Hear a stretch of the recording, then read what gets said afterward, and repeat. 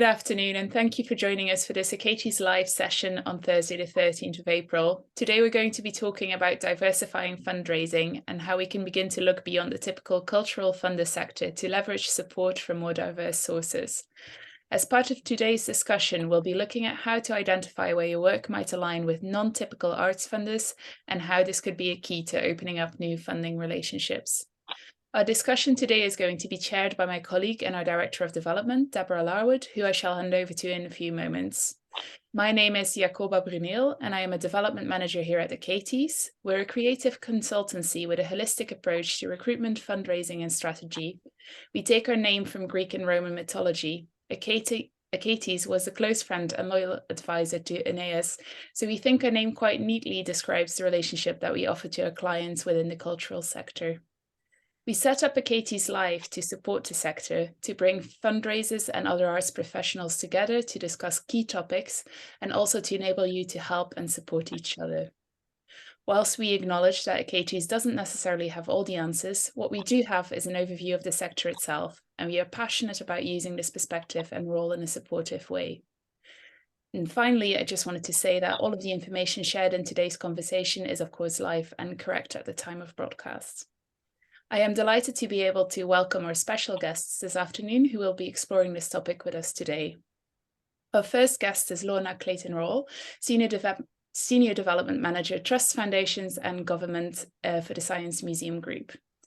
Initially with a background in costume for screen and stage, Lorna started working in fundraising in 2014 when corporate sponsorship formed part of a project coordinator role for the BAFTA qualifying Aesthetica Short Film Festival. After working for the Royal Armouries as Trust and Foundation Manager across the multi-site museum, and implementing a strategy encompassing individual giving, Trust and Foundation fundraising, and corporate support at CAST, Doncaster's state-of-the-art theatre, she is now Senior Development Manager for the Science Museum Group. Based at the National Railway Museum in York, the role focuses on bids to national and regional trusts and foundations, including leading on the recently successful £3 million bid to the National Lottery Heritage Fund for Sound and Vision at the National Science and Media Museum in Bradford, and other capital developments, acquisitions, exhibitions, and learning programs across the Science Museum Group. Lorna also has an MA in Culture, Creativity and Entrepreneurship from the University of Leeds, where her thesis explored the working characteristics of arts and culture fundraisers as cultural workers. Welcome, Lorna. Hello, lovely to be here. Thank you. Our second guest is Natasha Morris, who's Director of Development at Cathedral Music Trust. With 8 years' experience in fundraising in the education and cultural sectors, Natasha is currently Director of Development at Cathedral Music Trust and leads on all aspects of the charity's fundraising, digital, marketing and communications activity. Natasha joined the trust from Opera North, where she supported a development team responsible for raising $2.2 million a year to enable the company to sustain and enhance its work using music and performance to connect with communities and inspire new generations. Prior to this, Natasha worked in individual giving, leading regular and major donor campaigns at Jesus College, Cambridge and York Minster. For 2 years, she worked as a secondary school English teacher. She is a trustee for York Music Hub and a passionate advocate for a diverse, quality and inclusive arts and cultural sector, and of the transformational impact this has on individuals and communities. Welcome, Natasha. Thank you so much. It's really lovely to be here.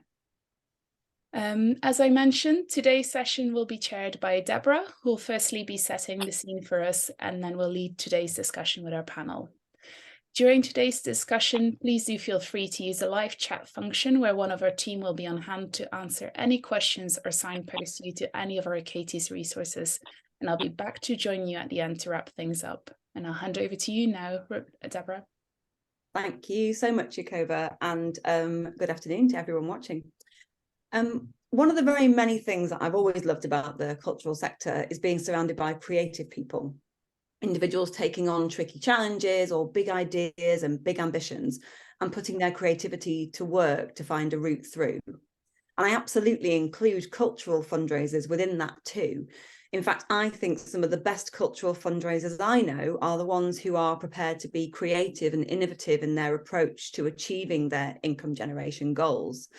For example, there's a lot of creativity to be found in how you make your case for support. But what about who you make that case for support to? How can we perhaps diversify and be more creative here? Here at Achates, we think about supporters and prospective supporters in terms of three key principles. The first is affinity to the work that you're doing. The second is capacity, so an ability to support at the level at which you plan to ask.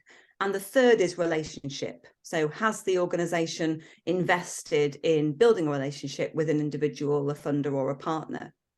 And we would say that only when an organisation can find a way to all three can a solid fundraising relationship be established. Now, affinity is the one that I'd like to take a moment or two to think about here, because there are two considerations within this, in my view. An affinity to your work might be a personal interest in or connection to the art form or heritage, either as an audience member, a visitor, a practitioner, or a maker. But that affinity can also be more intrinsically linked to the outcomes that your work is bringing about. Very recently, I was working with a music organisation that had a very well-established supporter base, and they had future ambitions which were reliant on securing more contributed income. They already had a lot of the typical strategic cultural funders in their portfolio that one might expect to see. So they had begun to consider which other avenues they may pursue. And I remember the director of development said to me, we want to think about the funders who share our commitment to the outcomes we're achieving for young people, rather than a focus on the content of the work that we're delivering for them. For example, can we look at who's supporting the Scouts? Now, what really struck me about that approach is that focus was on the outcomes for people as being the common ground, rather than any of the assumed knowledge and experience of arts and culture, and thinking more about this work as tool for social change. So how do we tell our story to people or to funders who might not have a strong track record of supporting arts and culture? How do we build relationships and identify that common ground and determine how ultimately combining our resources, by which I mean their philanthropy and your organisation's expertise, can you together ensure the change that you're both invested and believing in bringing about? Now, I'm delighted to be bringing Natasha and Lorna together today to explore this topic further. I'd love to start by asking each of them in turn to give us something of an insight into their own work and what has informed their aims to look to diversify perhaps prospects or donor pipelines, and some of their findings on how they've approached starting to think about or work differently, and any advice that they may share in terms of best practice approaches. Natasha, I wonder if I could come to you first for a bit of an overview. Of course. Well, so Cathedral Music Trust actually formed out of a members' organisation in 1956, and we're a charity that supports choirs and musicians across the whole of the country through primarily our grant programme, but it's been run and funded by its members, its friends of Cathedral Music since 1956. And I was their first full-time member of staff and was brought in to steward change and diversification of our pipeline, essentially. And it has been an absolutely fascinating journey because it is a very small charity, a charity with a very loyal donor base, but a charity with a very, very undiverse pipeline of support. So it's been absolutely fascinating working as part of this organisation and looking at how we can shape our case for support and develop our strategy to ensure sustainability, and with a focus on outcomes and shifting the mindsets of people about why they support. That's probably enough from me for now in terms of that, but I should say that I suppose the insight that I'm bringing today comes from working for quite a small charity with really small resources. I'm the director of development, and I have a full-time comms person and a part-time development officer. So we've got really small resources, and so we've had to be really creative about how we manage the challenge of looking after so many loyal supporters who have had very strong expectations of what that support looks like, and how we also look at the future with the reality that our members are not forthcoming, and we need to look at how we gather support differently. So that's an insight for my context that I'm working in. Great, thank you, Natasha. And there's lots I'd love to dig into there as we move along. But I think the first thing that really struck me was the idea that the organisation already had a very solid community in and around itself.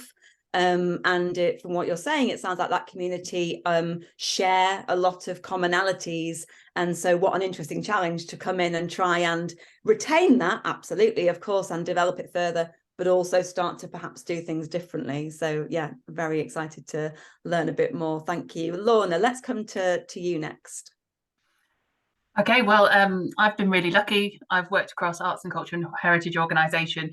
Some that are starting out on their journeys, like Cast in Doncaster, they actually had a catalyst funding through the Arts Council to kickstart their fundraising strategy. So they were right at the beginning of their journey. And now I'm at the Science Museum Group, which is the world's leading group of science museums, sharing spanning science, technology, engineering, and sites across the UK. So I'm coming from York, but you will know Science Museum in London, also Science and Industry Museum in Manchester, the Science Media Museum in Bradford, Locomotion up in Shildon, and a couple of other sites. So we're a big group, and we also have established programs of teams working on income streams. So I'm one of a larger development team. I think, interestingly enough, the diversification from a wider range of donors has been a common theme across all of the organisations I've worked with, to be honest. But I think the thing that came across the most is knowing why you're looking to diversify was really the key point. Looking at it from a kind of a resilience point of view, which was where I went to first with this idea, there's lots of extensive writing about that, resilience in the arts fundraising field. If you ever want to dive into that world, there's some wonderful stuff there. I'd recommend John Nell's work on that. And it's the idea of not being completely reliant on one income stream. I mean, examples are all too common at the moment, unfortunately, of some of our longer standing arts organisations losing funding.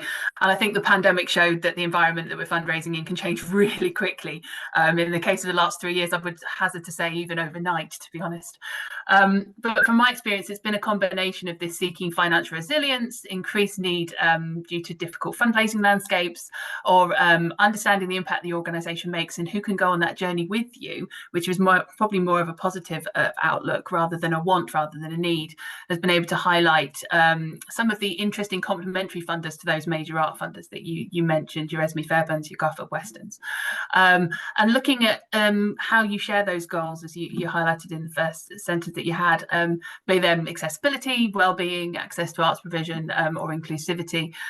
So I think we'll touch on some of those, some of the areas as we go forward. But I think some of my takeaways from my time across different sizes of organisations, my biggest one would be know your mission and your vision and your values back to front, and be able to talk about them. But there's lots of other, I think there's a lot of other things we can unpack as we go through about the reasons for diversification and making the right choices when you go forwards about why to do it, who to do it with, and hopefully come out with the right good result in the end. Excellent, thank you, Lorna. Yeah, there's some really brilliant points that I know we'll spend a bit more time thinking about. I love the idea of starting with the why, and certainly, you know, I'm sure many people watching today can think of many funders who, particularly trusts and foundations, who, when you are presenting your bid, your case for support, your key arguments, don't necessarily want to be the only funder you're approaching. They don't want to be the sole backer of your project. They want to see that you thought more carefully about assembling a community of supporters, and that might be a number of trusts and foundations. It might be a blend of trusts and corporate or individuals. And the point about financial resilience is a really important one, I think. You know, I can think of numerous organisations that are very much supported by trusts and foundations, and actually with that comes a level of risk, because if something happens in the marketplace that is sort of outside of that organisation's control, then, you know, it's the organisations for whom there is a broader spread, I suppose, of income that will generally fare better if there are things happening in certain corners of the funder marketplace. But starting with the why is a really interesting question, I think, and sometimes that why might be about financial resilience, but that why, there could be other reasons, I suppose, that an organisation might look to diversify its donor base. So I wonder if we could start with a question around working with your colleagues in an organisation. So let's say that you have identified an ambition to diversify a donor base. What advice might you give to somebody in that position in the early stages of their thinking with their colleagues about how to go about diversifying the income and the donor base? Lorna, I'll come to you first on that, if I may. I think a good place to start is knowing what you do well, and seeing what your strengths are, what you're currently doing, and what you could potentially improve on first. Certainly doing that work first, and looking at those current relationships. The people that you know well and believe in your work are already backing you. So is there any way that you could diversify income within those people that you work with already? Is it a slightly different ask potentially, or a different program? Is there something you can explore there? I would say definitely ask why you want to diversify and what diversification will achieve for you. Knowing, like you say, the why, your aims, and who you're best placed to work with can help you focus on useful diversification rather than the temptation to chase funding that doesn't happen, that doesn't help you achieve your goals. Getting distracted by funding opportunities is massively tempting, and I think we've all been there going, that could be amazing, but does it actually speak to your organisation's goals? I think there's something to be said, certainly, for looking to your peers. We're such a great set of organisations. What do people do well? You know, how can we learn from them? And reaching out to your contemporaries to share good practice. You know, we're all pulling in the same direction, wanting to make differences. What good can we share between us to learn from each other? But also, I think the biggest thing I've found is don't underestimate funders. I think when we've made approaches to a more diverse group of funders, they may never have had approach from a museum or a theatre before. It might not have been something they've received. And imagine receiving a bid from something completely different. It could help them fill their gap in their provision. And I would say start with communications with the funders themselves. You know, reaching out to a trust can be a really great starting point. You know, be courteous and all the things that goes with opening those first relationships.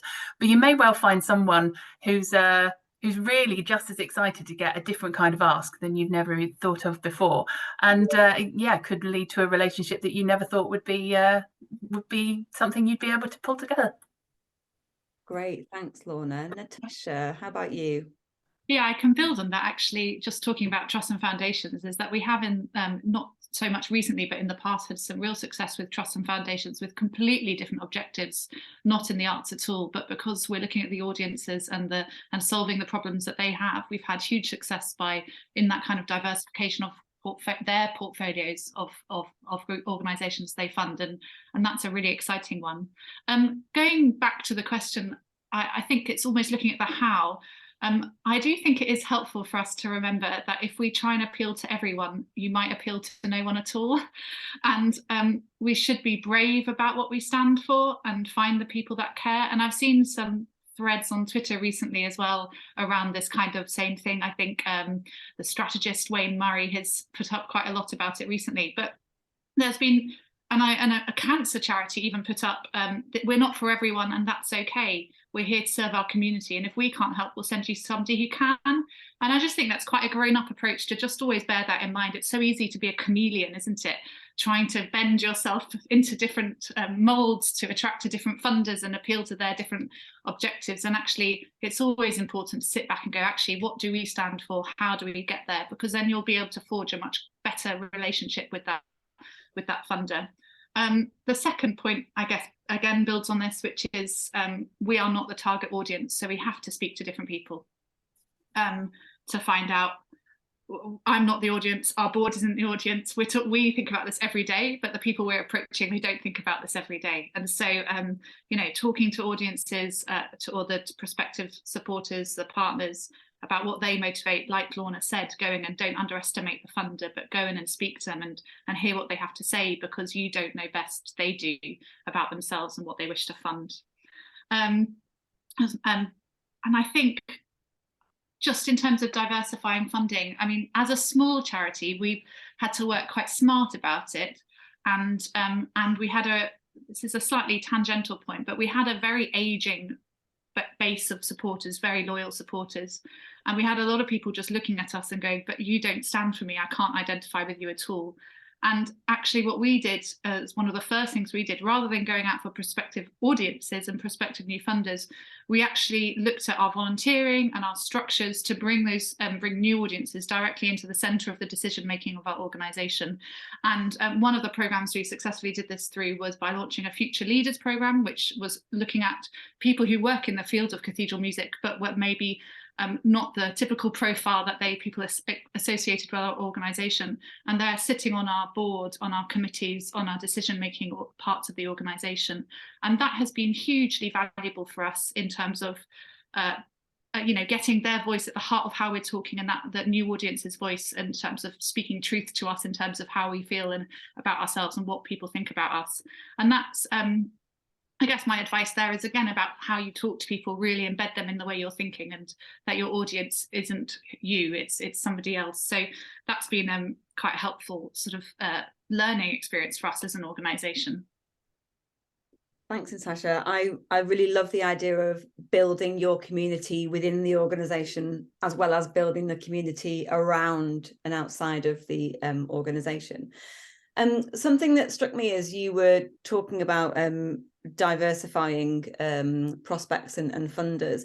I know that we've come at this topic today very much from the perspective of income generation, contributed philanthropic income, and wondered what your thoughts are about what the opportunities outside of funding might become available if we as cultural organisations are seeking to broaden out, say, trusts and foundations, corporate, perhaps even individual supporters. Are there any other opportunities, do you think, that might become available by brokering relationships, which might be centred in a fundraising relationship, but are there other sort of residual or adjacent opportunities that we might be able to open up as a sector by thinking about sort of donor relationships in this broader way? Lorna, are there any thoughts? Really interesting one. I think there's always value in partnerships, and a good partnership is something to celebrate. I think it's knowing what your strengths are, and potentially your strengths could be grant management. It could be a venue, and actually what you need to do is find somebody who has the strength, which could be reaching out to communities or working with a really specific group. And I think having that local knowledge and that also being able to give it a national platform is so important. So I mean, there's a reason why the National Lottery Heritage Fund looks to communities and embeds that right in the middle of their funding ask, because they want to see it real and they want to see people involved in it. So I think partnerships can open so many doors and change, like you were saying, Natasha, in terms of the audiences that come in through, and but also giving people confidence as well. I think we built a programme called Social Seats at CAST, where we worked with community organisations, and it was all about addressing threshold fear of coming into a theatre, because a big new theatre built in the middle of your town, and then someone says, "It's your theatre, that," and it was were we there for the communities? And I think it went from the idea of having a programme where we'd have some tickets available for our second seat, because I think CAST is now a theatre of sanctuary, and all of that work in between was built on really embedding partnerships, and the team there are absolutely fantastic at doing so. And I think that went beyond a funding opportunity. It may have started as a smaller funding bid, but actually the impact of it ended up changing, I think, how the theatre saw themselves, and certainly the community saw it, which was wonderful. Great, thank you. I was going to, in answer to that question, just thinking about digital and how we use that, and we do ignore it at our peril. And we've learned so much recently about how a lot of people, we pivoted to doing digital initiatives, in many because of necessity rather than we were particularly good at it. But I do look at the programmes that have come out on delivering and partnering on digital work, or thinking much more strategically about digital work in small charities, but also in large charities. And initially some of that was just to generate funds, but for us it was to generate funds. We organised virtual events, pay as you feel, to generate funds. But actually, like at Opera North, when we were doing those kind of digital pivots, we were delivering programmes that were themselves delivering on our objectives and in a very public way, and to new audiences, and bringing people from across the world to be aware of your work in a way that they might not have done before. So I think that's just a really interesting microcosm of how we should hold on to that learning that we have got gathered and develop that. So how does it work in a hybrid world? Because people are still, we're here online, we're still engaging online, and we're working differently as a result. So everyone is in that position too. So through those partnerships, through digital, could be really interesting sort of avenues to exploit new ways of working, and new ways of finding funding, and new ways of delivering on your charity objectives. Yeah, I completely agree with that, Natasha. And I think, look, the pandemic, lots of organisations learned lots of things incredibly quickly because they had to. I think what's interesting is seeing the organisations who've retained that spirit of testing and trying and iterating.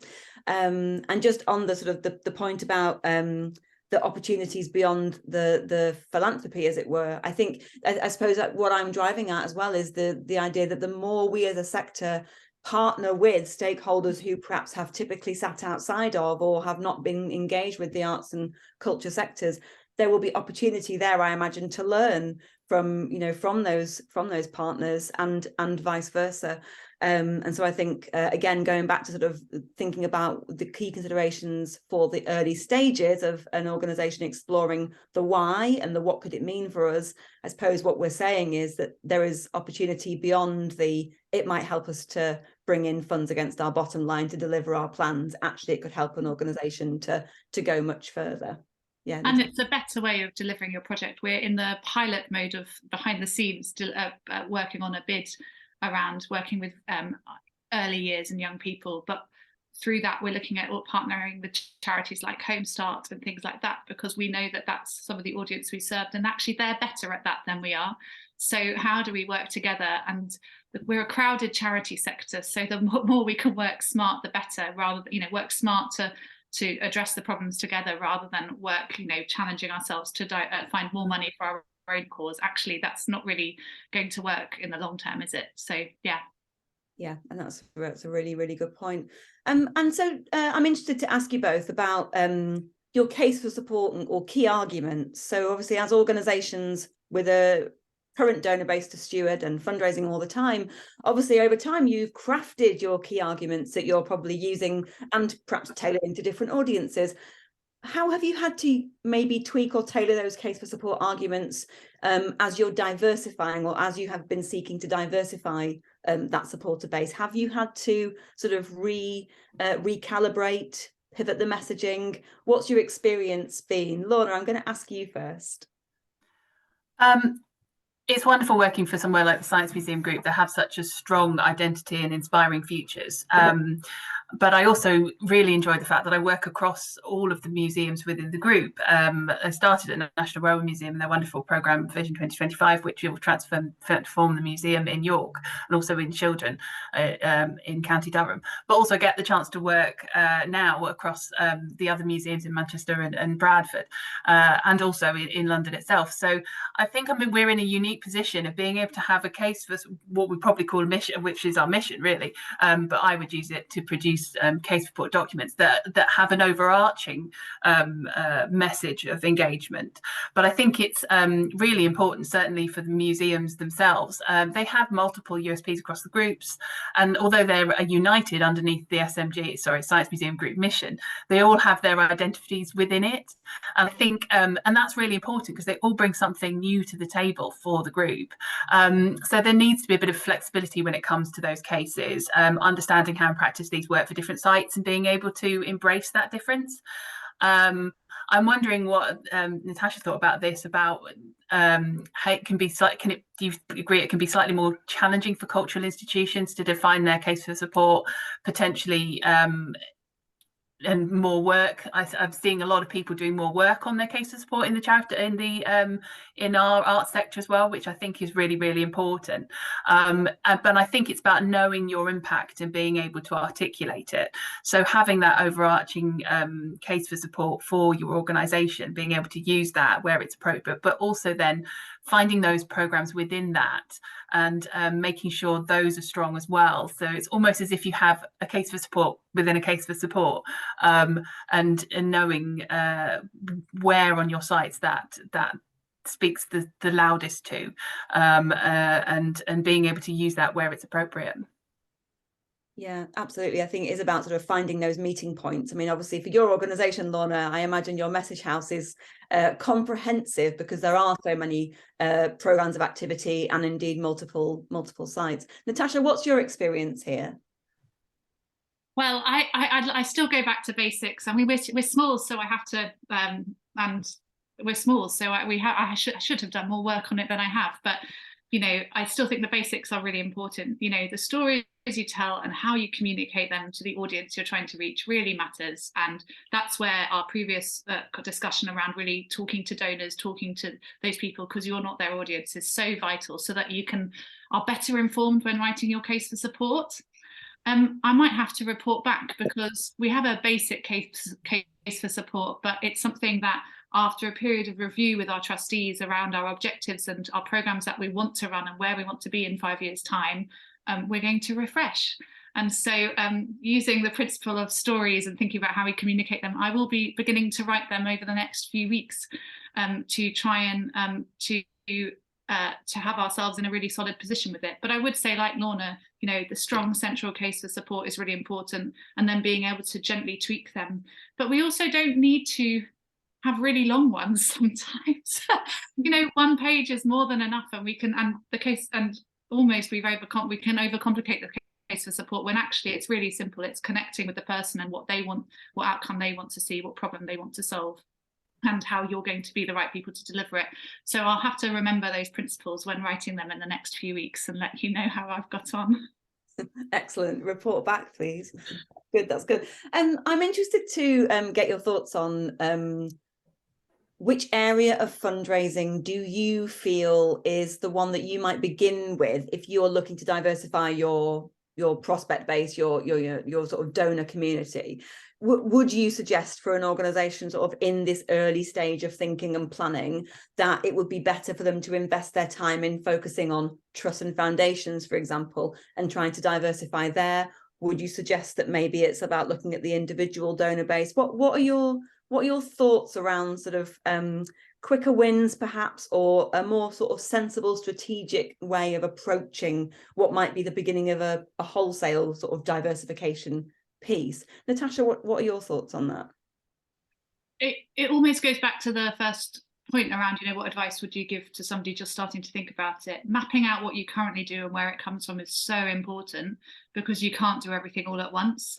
And we've had to spot check and choose a couple of things to focus on. So for us, we have individuals who are giving at a low level, very loyal, and we had to sit down and think, right, what's our first step on diversifying? And we identified that we might not exist in the future with trustees if we didn't get more supporters in. So for us, it was a business critical decision to look at bringing in the younger audiences into that. And testing the waters with it. And that's the experiment that we're continuing with our future leaders, with new events, with digital fundraising. It's all around trying to slowly, gently build it up. I'm not sure we're even being that strategic about it, because we're in this period of learning and innovation. But I know that through that, the 5-year plan that we're working on now, we're going to be able to make it a much more evidence-based piece of work. So yeah, understanding what you do good, what you are good at, and making the most of those. We can't, if we spread ourselves so thinly, depending on sizes of teams and things, you can't succeed in all of them. Our next one is going to be trusts and foundations. We have had success with that in previous years, but we need to spend some more time really investing in how that looks going forward, because we do know that there are trusts and foundations that will want to support our work, and we just need to make those connections and have those conversations to start with.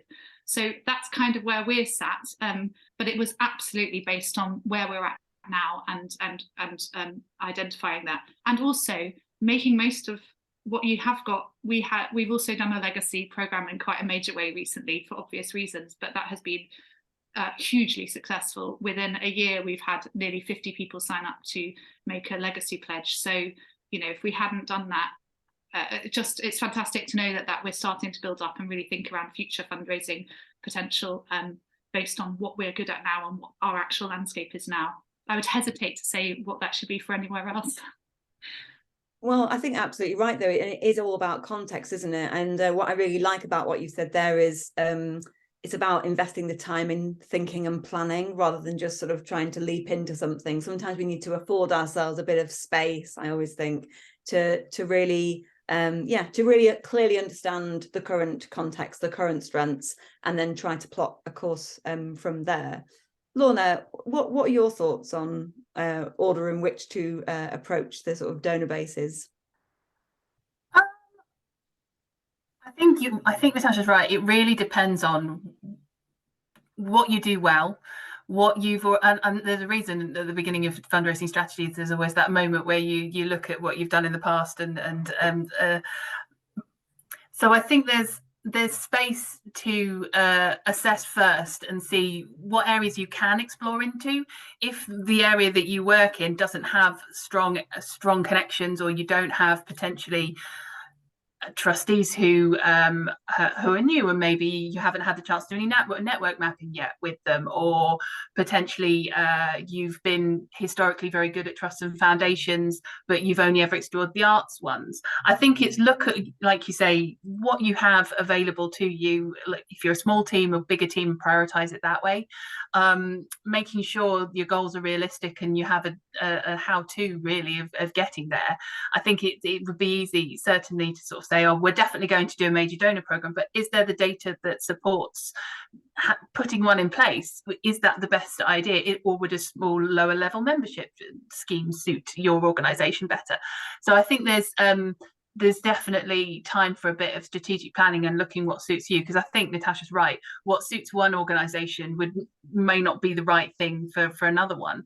But I think there's also a little room for trial and error for certain things as well, because I think there might be something that you think, yep, that's a definite shoe and we're going to do that, and then you start having conversations with people and actually it doesn't make sense, or the return isn't quite what you want, or the partners aren't quite in place yet. And then not to be afraid to say, okay, well, that's maybe not for now, maybe that's a 5-year strategy, and look to pivot to something else. I think it's very different for I think the system works the same whether you're a big organization or a small organization. Look to your strength, look to your time, look to what you can allocate to it. But potentially you'll get different answers depending on your city or the people you work with, or your audiences. Do you have a venue? So I think those kind of things will be for each, in my opinion, would be for each organization to sort of work through logically and see what best suits them, I think. We all know there's no such thing as a quick win in fundraising. We'd like to, I think there is in certain ways, but actually, is it the goal at the end to build something really important? I guess it's just making it work for the organisation that you're in, and thinking about, as we're talking about diversification of donors, you know, what are your resilience, what are your long-term goals, and where do you see yourselves in 5 years time, sort of like a job interview certainly, and how then plotting a roadmap of how you really feel like you're going to get there. Great, thank you, Lorna. That leads on quite neatly, I think, to my next question. So imagining that an organisation, or certainly the people responsible for driving fundraising, has gotten itself into a position where has done the planning, has surveyed the landscape, has identified the first steps in this new strategy.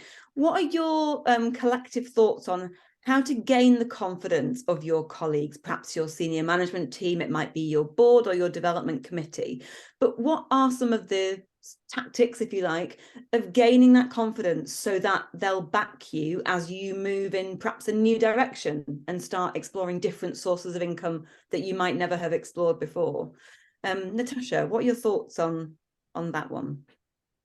Yeah, I was thinking about this kind of thing exactly as Lorna was just talking now, about how important it is in your fundraising teams and with your colleagues to safeguard a culture of innovation and experimentation, and because we're all working under such pressures and with really ambitious boards quite often who are like, but you can hit this target, what about this one, you know, and it's really important. I mean, it's good to be ambitious, but it's also really important to allow room for, I don't want to call it failure, but allow room for not always being 100% successful, allow room for learning, and to work on creating that culture with your trustees. I think so with your senior management, I mean, I work with a very small director team, and mostly directly with our board of trustees. And for me, it's been around, making it really so clear about our business case for doing things. Why do we do things? And in their language, they don't work in the charity sector necessarily. Managing expectations about success and length of time it takes to build on it. It's not going to be a quick win. I've had to do quite a lot of talking about, I know that you want this now, but this is going to take us 2 years to get to this point. So work with me on it, but trust me, we can get there.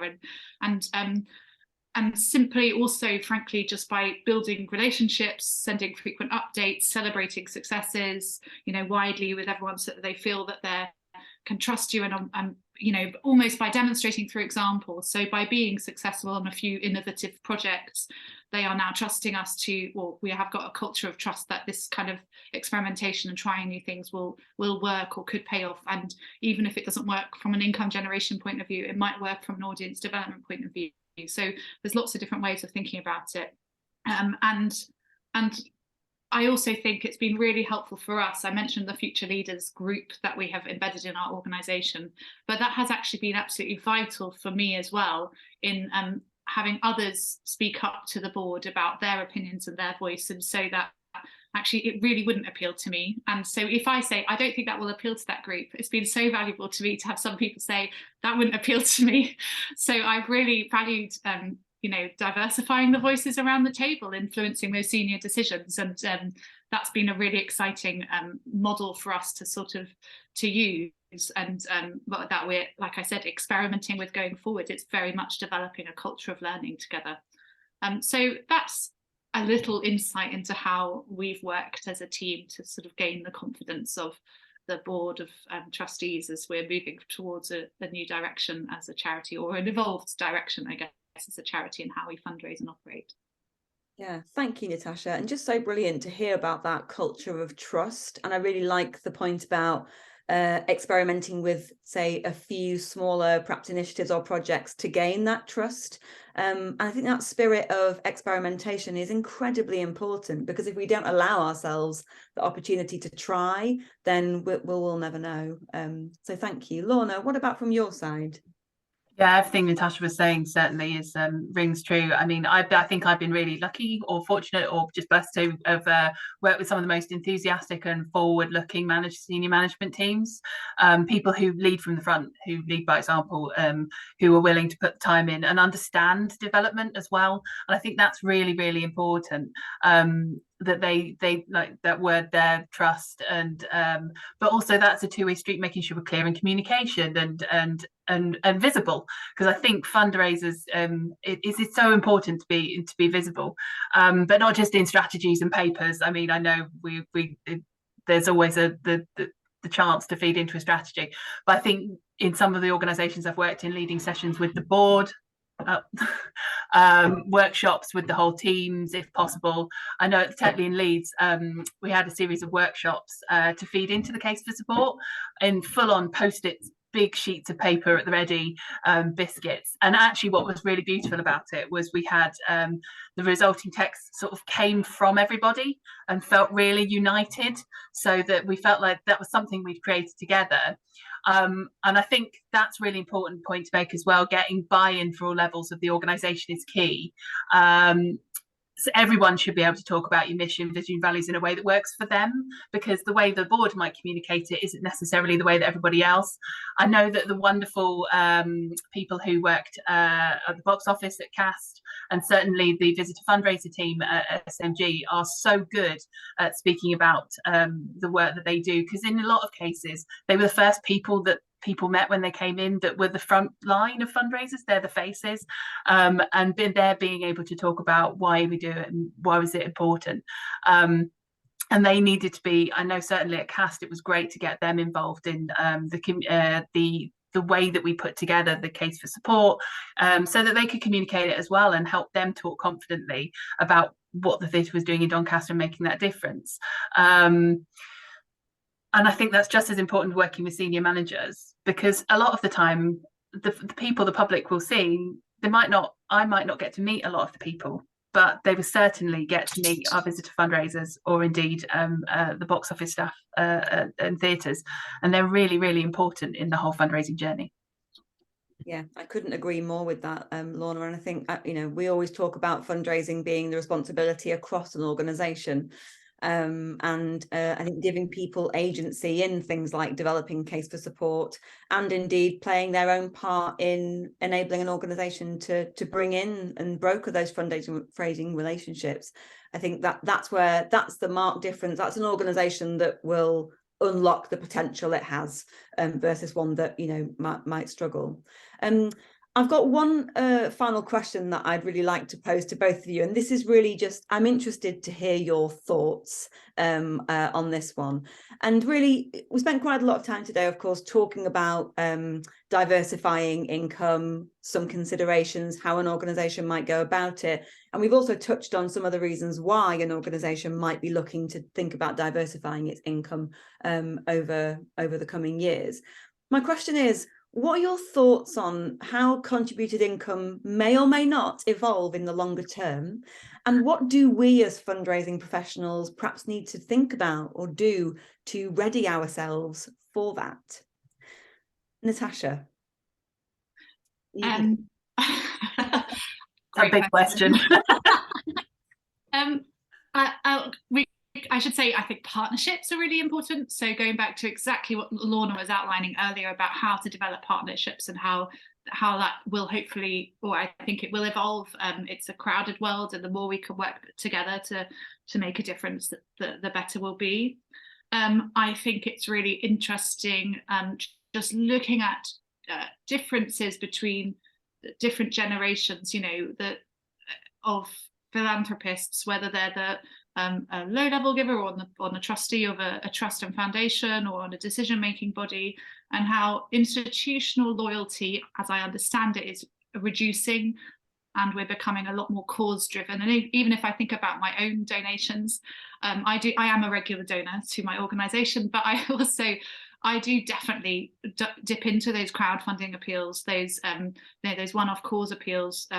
And we do have a lot to learn, I think, from the wider charity sector about how cause-driven fundraising works, and because I think that will be a change, and that will also be influencing the next generation of trust and foundation decision-making bodies as well. So I think that's very exciting, actually.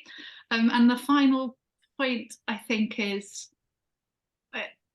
in arts and culture especially, there's been a real shift in focus recently in terms of looking at community engagement and education and that kind of thing. And that's definitely how I'm looking at trust and foundation applications. But in music, at least where I'm sitting, we've got a lot of musicians questioning when things are being cut from a professional musician level. And I am interested as how the philanthropy sector will respond to that, which is, what's the point in investing in brilliant education programs and brilliant all sorts of fantastic community work if we can't support the livelihoods of the artists themselves? And I haven't got an answer there, and I'm just posing the question, which is, how will the funding sector start to react? Because I think that is certainly what I'm seeing the conversation play out on Twitter, which is saying we totally value this work, but it's now so much on that side. What's going to happen to the arts, and can we do both, and how can we get this working better? Oh no, that's a question for a funder really, so over to them. But I want to know what's going to happen next. Yeah, absolutely. Thank you, Natasha. Lorna, let's come to you. Well, we saw some really interesting changes during the pandemic, certainly on the trust side, and just massively, fantastically responsive donors who stood out and really helped organisations across the board. I saw in Trust and Foundation, certainly there was some pivoting to core support and more digital applications, less printing, going online for meetings so that we weren't getting trains, like you were saying, that kind of sustainability word.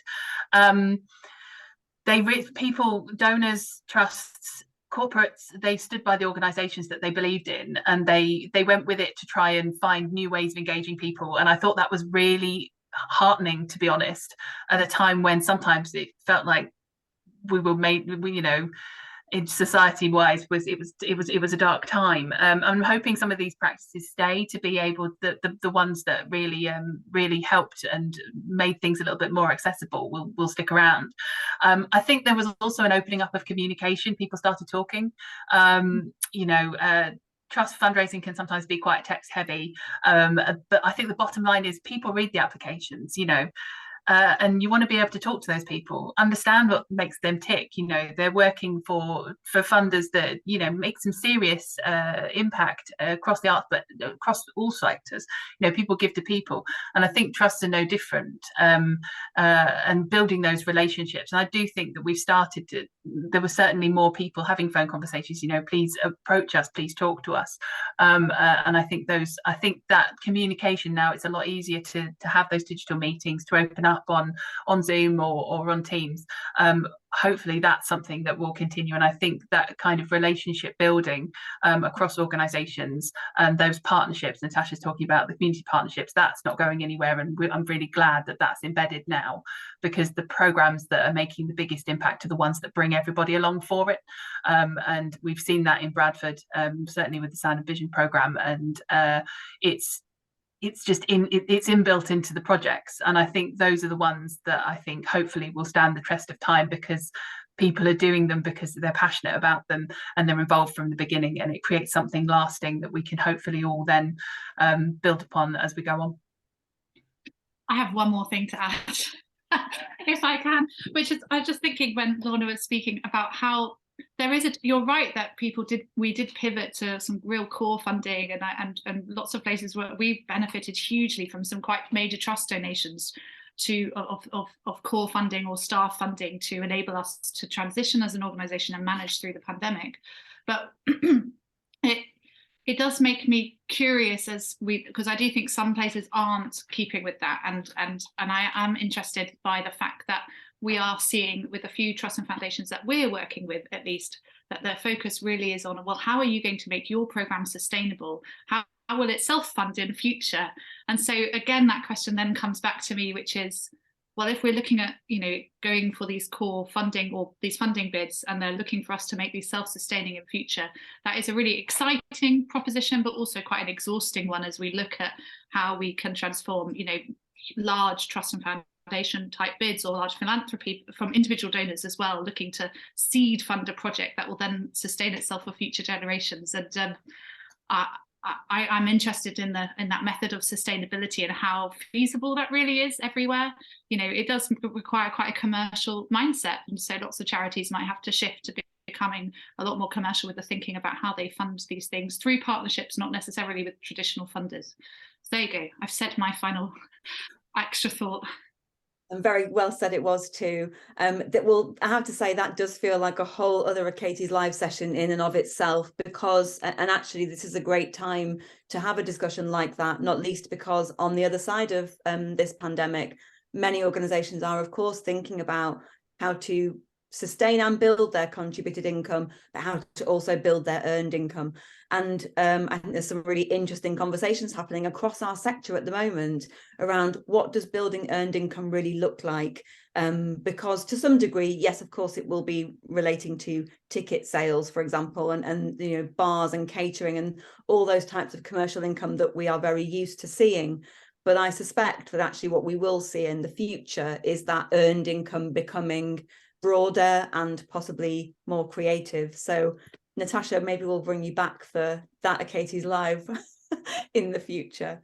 I think for now, I should probably wrap up our discussion section of today's Achates Live. I just want to say a huge thank you to you both, Natasha and Lorna. I've very much enjoyed this afternoon's conversation, and I feel like you both shared some really refreshing and very much sort of forward-looking tips, tricks, suggestions, ideas that I think organizations large and small can really take forward and feed into their own thinking and planning. So thank you both. And I will now hand over back to Jacoba to wrap up today for us.